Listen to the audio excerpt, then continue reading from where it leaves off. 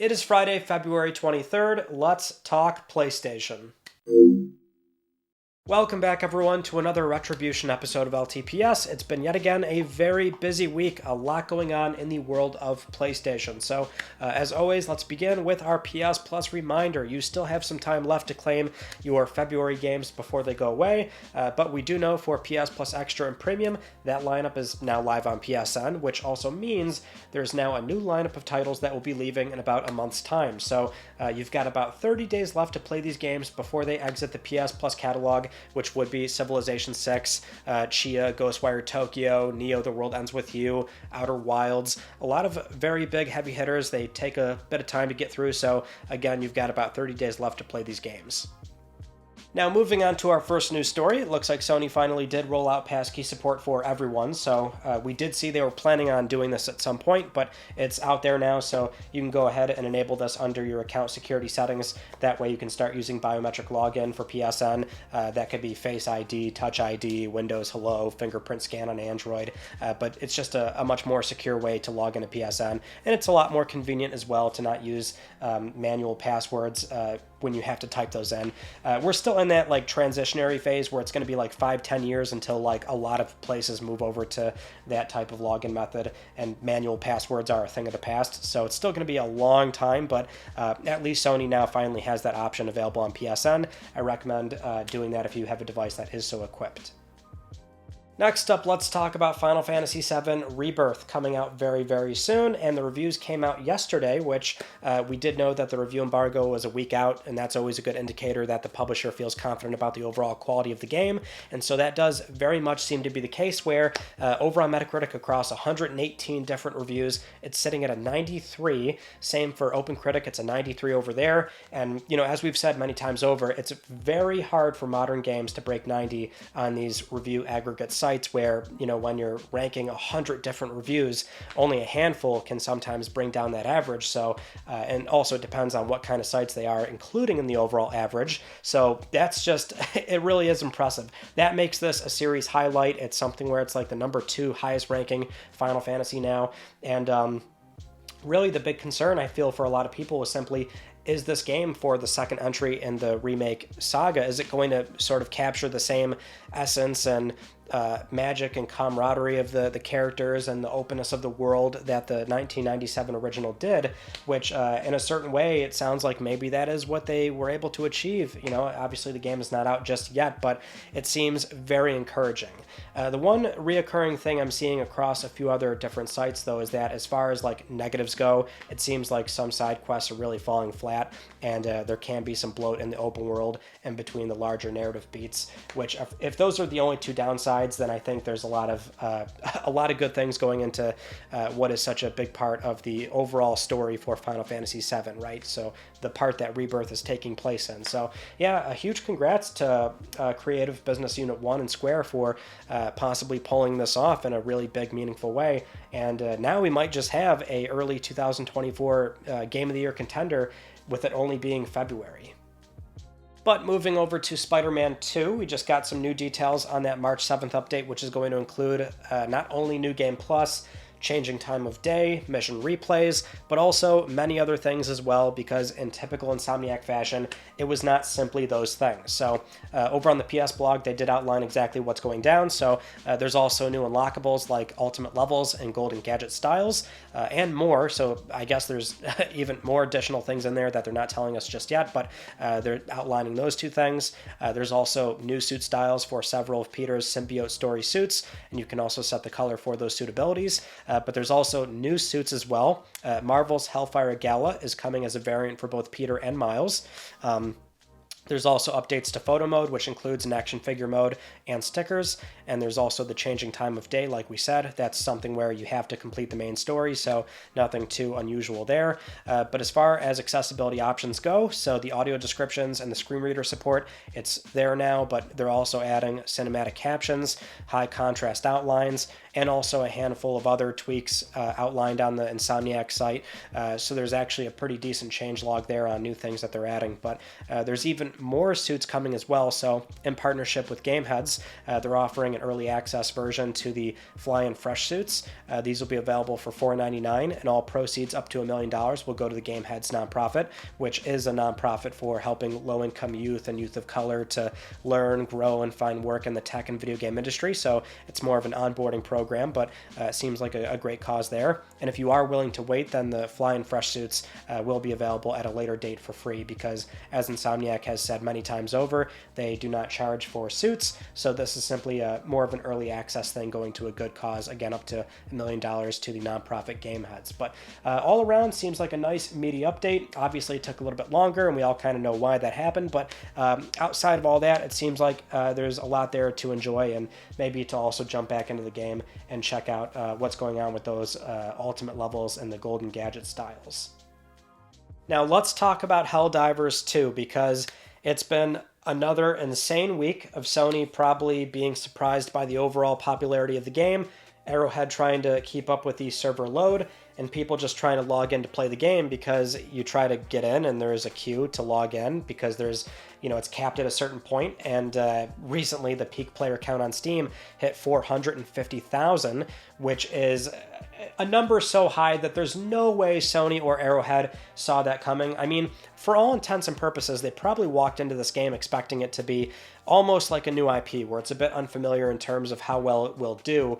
Because if you try and benchmark it to Helldivers 1 across PS3, 4, Vita, and, well, as far as Steam number goes, I think it was like, 6,000 or something. So it's like, there's no way they thought it was going to do this, where it's now rivaling the concurrent player count for other well-known established live service games. And like we said last week, it will level off at some point, but in the here and now, it's crazy that it's been doing so well to the point where it's becoming like a cultural icon that people are embracing. Memes are getting shared around, people really embracing the humor and like the I fight for democracy and Super Earth thing, right? Like the game really is becoming that with the word of mouth and people streaming it and talking about it. And so, I mean, again, a huge congrats to Arrowhead, but something where clearly they have their work cut out for them to try and keep up with the ongoing popularity. We did see again the Arrowhead CEO leading the charge and creating a healthy dialogue with people right now, where there was like one instance where they were recommending somebody not buy the game if they're low on cash, and that they should wait to buy the game until the server capacity can be increased. There was also a situation where, well, there's been ongoing issues of people being AFK on the game just so they can stay logged in, even though they're not playing. And so the recent patches sent out on PC and PS5, that one was from yesterday. So there's now a new patch that will kick people off the game after 15 minutes of being idle. So that's good to see. So I just hope Arrowhead right now is in a place where, they're not losing sleep over trying to keep up with what was obviously something they were not expecting when we consider the entire situation. But again, if there was any problem to have as far as launching this kind of game goes, this is the problem to have. So kudos to them. Now for this one, I feel like I would be remiss to not bring this up, but Rise of the Ronin, Koei Tecmo and Team Ninja's PS5 exclusive, which is being considered a PlayStation Studios game, recently put out a new trailer showing off the game world, which, as a reminder, this game takes place during the Bakumatsu period of Japan, and looks gorgeous, a lot of nice environments, looks very dense, and a lot of things to do, even showing off this section where you can sort of glide through these objectives, which looked pretty interesting. So seems like they might have more sort of kooky side missions you can partake in, or sort of side mini games and things like that. But we also, for some reason, saw them confirm that you'll be rescuing and petting cats. So shut up and take my money. In all seriousness, let's move on to our next story, which is Xbox Game Studio titles and Bethesda games were finally confirmed for PlayStation and Nintendo, where we now know what those 4 games are and when they're coming out. Because if you remember last week, Phil said 4 games are coming. I'm just not going to say which ones, but I will tell you next week. So, little funny how that worked out, although obviously they had to move up that announcement, get ahead of the rumors, create a dialogue there, or control the dialogue, which they didn't really do anyway, but the point is, we now know what those 4 games are. Pentiment already out on PS4, PS5, and Switch. It came out yesterday. Hi-Fi Rush, PS4, PS5 is coming March 19th. No Switch on that one. Grounded coming to PS4, PS5, and Switch April 16th. And Sea of Thieves, PS5, April 30th. It will be very interesting to see Rare finally ship a PlayStation game after all these years, but those are the 4 games so far. We again surmise that there is more coming. It's more a matter of exactly what's going to make it. Will it be day and date? Kind of dialing back to the rumors that were gestating. It was something where, as far as ABK is concerned, when that acquisition closed, those studios apparently were never advised to stop doing PlayStation versions. So maybe even outside of Call of Duty, they will still primarily operate as a multi-platform publisher with day and date releases, I should mention. Bethesda, we did see that initially after that acquisition closed, it was something where they were advised that they were not doing PlayStation anymore. So that was like Redfall, Starfield, but maybe now we can see those versions eventually come out. Probably not Redfall, but I think you know what I'm getting at. They'll probably eventually reach multi-platform day and date status. And I think the larger question mark is simply going to be those, Xbox staples like Forza, Halo. Will those actually come over? That's still unknown, but I guess we'll have to wait and see, as we've been doing this entire time. But the other great news about this is, and I certainly was hoping this would be the case, I just didn't think it was happening as this was all playing out. So yes, a limited run was already in bed with these studios and Microsoft to do physical prints of Hi-Fi Rush and Pentiment. Pre-orders are already live for Pentiment, so you can get a physical copy on PS5, Switch, or also a smart delivery copy for Series and Xbox One. Very pleased to see that, especially because Pentiment is a smaller file size for a game, right, to be able to be printed on Blu-ray. So that should be something where the full build is on one singular disc. That's the problem with smart delivery games, is that typically there's not enough space on the standard Blu-ray disc. They're not Ultra HDs with 100 gigabytes. It's only 50 gigabytes. So typically they only ship an Xbox One build, and then they'll do a Series X download that you have to pull from the Xbox network. But this should be something where both games are on disc. That's great. And then Hi-Fi Rush, the pre-order details will go live at a later date, but that will be something where you can get a physical print on Series or PlayStation 5, which I'm also happy to see, because that was the problem with those 2 games when they came out, is that, as far as them being on Xbox goes, primarily a digital platform, so they were not bothering doing physical prints. But it's cool to see that if you want to still get the game physically on Xbox, you do have that option as well. So it's, again, a very wild situation, but we do have something where not only are these games coming over, but now we're getting physical prints on PlayStation 5. It's a very different landscape. That's for certain. Now, kind of a related story here, but when it comes to physical media news, this is worth bringing up, which is, this was reported by the Digital Bits and then corroborated by Deadline and Variety, that Sony and Disney have struck a deal to where Sony is now going to handle Disney's physical media business, that being 4K Ultra HD Blu-rays, standard Blu-rays, and DVDs, which for Disney, this would be more a matter of lowering their costs and having efficiency trying to reach certain markets. And then for Sony, of course, they're going to be collecting a paycheck with them now handling this through their distribution pipeline. So the news here, obviously, is that we have Sony taking on this work on behalf of Disney, which I think speaks broadly to Sony's commitment to physical media, right? So it's not quite directly video games, but in the movie landscape where, in the past 10 years, the business has not been nearly as big, but there's been a resurgence still to where there's a certain niche and market being carved out for having physical movies. And even more so, it's like there's so many headlines being put out there now about so-and-so is getting delisted, this entire catalog is gone. And, there's probably a good subset of consumers that are getting a little bit fed up with that, right? Not having this ownership or this accessibility anymore. And so I fully believe that, physical media will always be relevant to some degree, but we have to have manufacturers that will offer the playability of the discs, right? In the console space, we only have, it's all proprietary. We only have the hardware makers being Sony, Microsoft, and Nintendo. There's no third-party manufacturers in the space, right? So we have to have them keep making discs. Now, I fully believe, and it should be obvious for Nintendo, they're certainly going to be doing physical media for a long time. It's like a 50-50 split for them. Sony, it's actually quite a good split as well. We saw that from the Insomniac breach, where it's a much bigger split than people tend to believe. The ratios are always a little bit misleading on PSN because there's just so much digital content, obviously, for smaller bite-sized games that could sell. But I digress. The point is, it's still a big part of their business. So I believe Sony will fully walk into PlayStation 6 offering a disc drive. PlayStation 7, I'm a bit more uncertain on. It's very hard to, look that far into the future as far as like technology goes. But either way, it's I think encouraging news to mention that Sony as an organization is, willing to do this kind of work, and they want to do this kind of work on behalf of Disney. So that bodes well for, the PlayStation bottom line as well. Now, going back to game news, we got a fresh, new, out-of-nowhere update for Little Devil Inside, where that game for 10 years initially began as a Kickstarter, then it showed up in the PS5 reveal, then it showed up in a State of Play, so we know it is going to be a PS5 game, but it's been primarily MIA, a lot of people not knowing what's going on, but very excited for what is a quirky, unique-looking game. Very much I want to see what's going on with it, but we did get a new trailer out of nowhere, 6 minutes long, and the team also updated their Kickstarter explaining what happened, which it sounds like there was a lot of creative differences with people that were joining the project, and now they've downsized again with what sounds like a clear creative vision for reaching the finish line.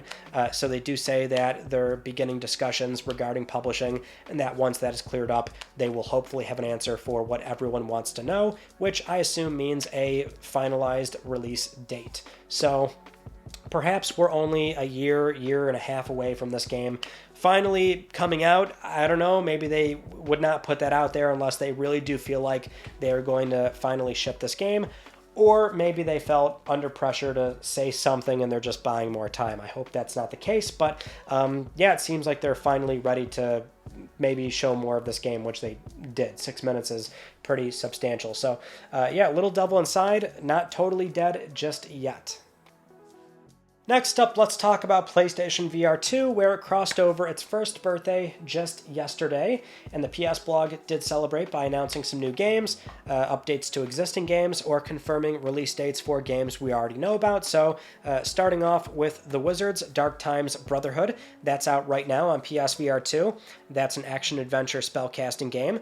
Then there's The Wanderer, Fragments of Fate, coming out June 27th. This is a time-traveling puzzle-solving game. Little Cities Bigger, out March 12th. That's a city builder. Zombie Army VR, that's out this year. It's an FPS zombie World War II co-op game.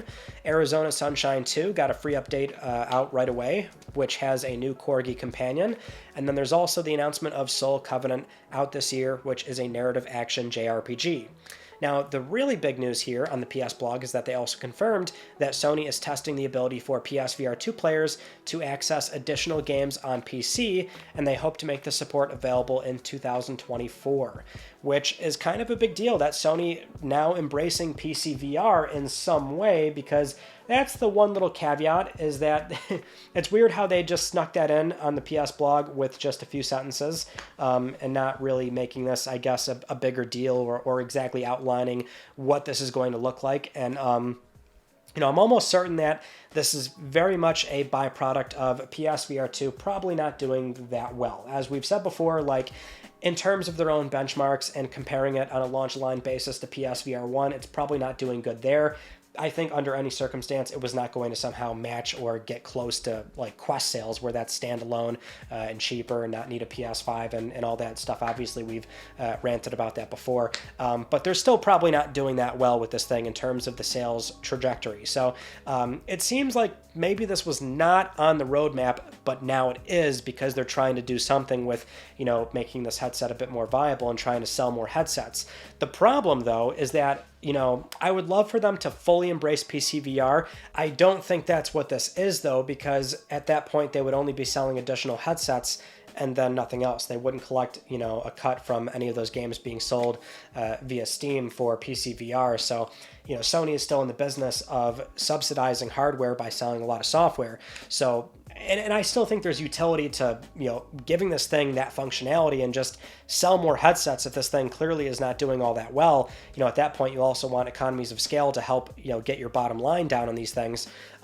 But the point is, I think what this could actually be is maybe something where you're still tethered to a PS5 and it's more of a streaming solution where you're beaming the games over to PlayStation 5, or maybe it's part of a wider, like a broader picture from the organization where they do eventually ship a PC client where there's a storefront where it's a very high margin business for them where they can sell their games on that storefront, but also maybe let in other developers on that storefront where they can then sell PC games, and that would be the only way that you can use your PSVR2 on a computer. And that would be the same client that would consolidate all these other features like PSN login and having PC trophies and PS Plus streaming and things like that. So I almost feel like based on the language, that's maybe where this is going, and it's not quite a plug-and-play solution with a software update where now PSVR2 is effectively a PC VR headset. So for now, that's kind of where I sit on this whole thing. It's still probably good news to some degree, but we'll have to watch this and see how it develops. Moving on to Bloodborne, where thanks to the Elden Ring's Erdtree expansion announcement, we now have From Software's comment on the possibility of a Bloodborne remake. So when speaking with Eurogamer, the president of From Software, Hidetaka Miyazaki, was asked about this directly, and so he responded with, and I quote, "It's a title we hold very dear and just as much as our fans. It does make me very happy to see that there are still so many people passionate about it. I think having new hardware is definitely a part of what gives these remakes value. Things you weren't able to achieve on previous generations of hardware, ways you weren't able to render specific expressions, new hardware sometimes makes it possible. However, I wouldn't say that's the be-all and end-all. I think purely from a user perspective, modern hardware also allows more players to appreciate all the games, and so it ends up being a simple reason, but as a fellow player, I think that accessibility is important. I think that can be a driving force between bringing an old game to a new platform." Miyazaki then went on to apologize about not being able to say anything else about a remake, but he was thrilled with the game's continued community response. Now, my problem here is not so much his answer. It's completely valid and it makes sense in the context of what he's being asked, which is a remake, but that is the issue, is that he's only being asked about a remake and not, say, a remaster. So I don't know if this is something where Eurogamer was only allowed to use the word remake and it's more planned as far as like the language they want to put out there goes, but I think most people would agree that's not what we're looking for.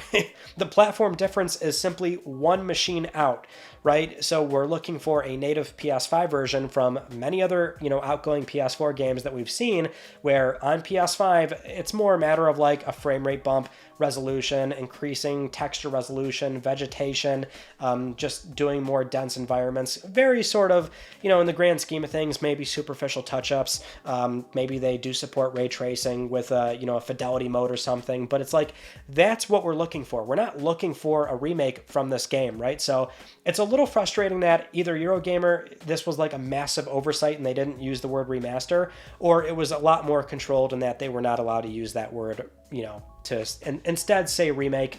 And so the implication is simply, oh yeah, well, with a remake, we want, new hardware to show up. So maybe it's a matter of like, there's a roadmap here for Bloodborne being a PlayStation 6 game or something, right? Even though it's Sony's IP and they can, in theory, do whatever they want with it. But it was just kind of a weird thing that didn't really answer anything, because what he's saying does make sense. If we're talking about remaking a game, then you want a substantial hardware jump to then have a meaningful difference. But as far as a native PS5 version goes, sounds like we're not getting that anytime soon, or at least he was not able to comment on that.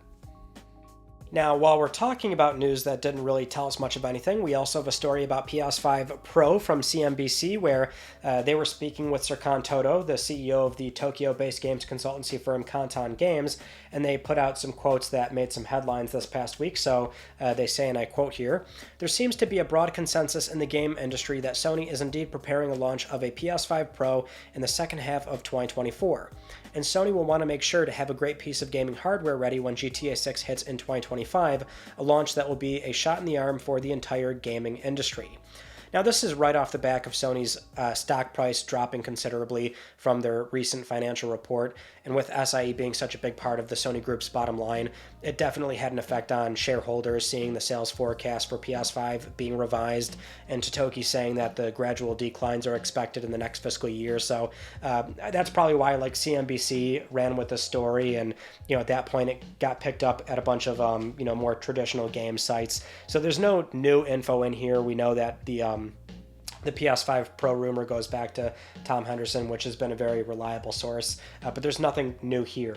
Although, in fairness, there's nothing wrong with what Serkan is saying here either, because Sony does seem to have a very clear landing, as it were, with shipping a PS5 Pro this year, and it will be primed for being the premier way to play third-party games going into 2025 and beyond. I guess more so this holiday season, when we consider that Nintendo apparently is not going to be ready for shipping hardware this year, so that's slipped into Q1 of next year. Microsoft, the rumor there is that they were not ever planning to do a mid-cycle refresh. Apparently they are now going to ship hardware in a new proper cycle, even sooner than what we were expecting, that being 2027, 28. Now apparently it's 2026, and it's going to be new Xbox hardware and also a portable. But as far as the Sony mindshare goes, Sony has a very clear landing strip here for shipping PlayStation 5 Pro, which it's still going to be low volume. It's not going to be something where everybody's buying PS5 Pros en masse. I'm still so curious as to where the price is going to be for that hardware, because as Totoki just mentioned in that financial report, it's very hard for this company to get PS5's MSRP down. So the whole time I was wondering, is this thing really going to sort of slot in the same way PS4 Pro did, where the base console gets a price cut and then PS5 Pro comes in at the same price as before? I just can't see that happening this time around, but that's what I'm wondering right now. But either way, we'll have more PS5 Pro rumors heating up as the months go by. We will not get an official reveal until very close to the platform's launch, either a month and a half, 2 months out, as they did with PS4 Pro. Next up, let's talk about the outgoing president and CEO of SIE, Jim Ryan, where he was speaking with Variety, reflecting on his 30-year career at Sony, and just mentioning a few things so we can talk about that, where he said the most challenging part of his 30-year career at Sony was easily the pandemic era of the PlayStation 5, how assembling consoles in China was an issue, retail being shut down, and also creative teams not being able to get together. Ryan also comments on his departure and how he's confident in Hiroki Totoki's leadership, and because he'll be the interim CEO as of April 1st.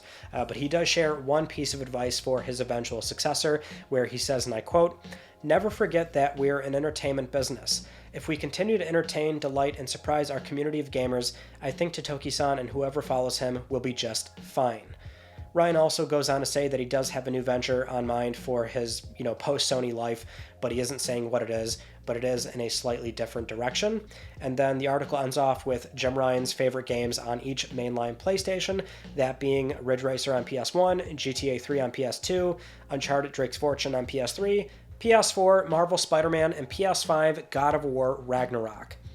The list is kind of whatever. I mean, they're not bad choices. It's just something where, when Jim is probably not the kind of guy that does actually play games in his free time, considering he probably doesn't have much free time, but he always came off as more of a business guy. But that's the problem with Jim Ryan, is we never really got to know him in the same way that we learn more about, say, Jack Tretton, Andy House, Sean Layden, Shuhei. I mean, a lot of their careers are more well documented versus Jim Ryan. We do know it was a 30-year career. It was a long time, and he was a very big part of why PlayStation was so successful in key markets like Europe. But I'm not the kind of Jim Ryan hater that is usually floating around out there. I think his tenure at the company is fascinating, and I would love to see him at some point talk more about it. find out more about what his role was during very big key moments in PlayStation history, where oftentimes we just don't know, where Jim's position was in those, at that point in time, right? So I would love to learn more about that stuff, but it's still surprising that we don't know of a successor just yet. Totoki is going to have a lot on his plate as interim CEO, so it is a little bit weird that we don't have a clear pick just yet, or how long will go until the next CEO is determined. But whenever that time comes, we'll be talking about it here on LTPS.